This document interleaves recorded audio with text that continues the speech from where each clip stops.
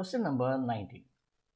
Two wires, one made of brass and other of steel, are stretched in an experiment. Okay, both wires obey Hooke's law. What do you mean by Hooke's law? In Hooke's law, stress should be proportional to strain.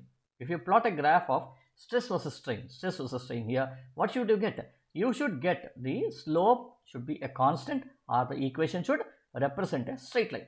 What's happening here? There's a bend here, right? So therefore, this is not correct. Then next one. This is also not correct. You need not look into other parts of it. Okay. So either of this should be correct. Now let us understand what is the full question about. The Young's modulus for brass is less than Young's modulus for steel. Let me write down. So Young's modulus for brass is less than Young's modulus for steel. Okay. Now what is Young's modulus? Young's modulus is equal to stress by strain. Young's modulus is equal to stress by strain. So when you say Young's modulus equal to stress by strain, where do you get stress by strain here? See, you can get a stress by strain here. What is this now? This is your stress. This is your stress, and this should be your strain. Which means Young's modulus is just given by the slope of the straight line, right? Now, according to this, you say the brass. Where is brass here? Okay, brass is here. Let us look at both of the graphs. Okay, so therefore, brass here. Why brass? What did we say? We say that Y brass is less than Y steel, which means what? The slope of brass should be less than slope of steel. Where do you get this? See, you are not measuring anything, no coordinate, nothing is given. How do I understand slope here? Easiest way to understand slope is that, see, look at the angle here. Okay, this line makes an angle theta 1 here, this makes an angle theta 2 here.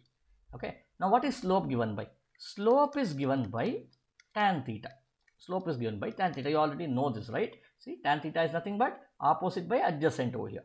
Tan theta. So, larger the angle theta, larger the slope. So, here what's happening?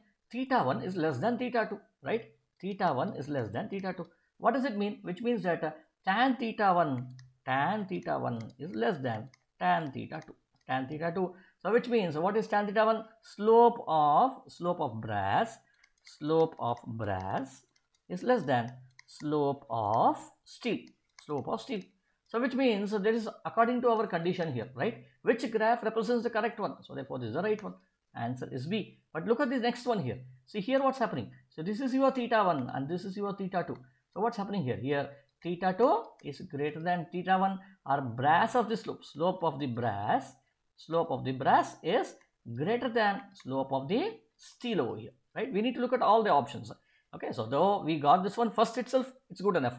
Else, okay, we need to look into all of them. So this is against this equation, what is being given. So therefore, this is incorrect. So B is the right answer.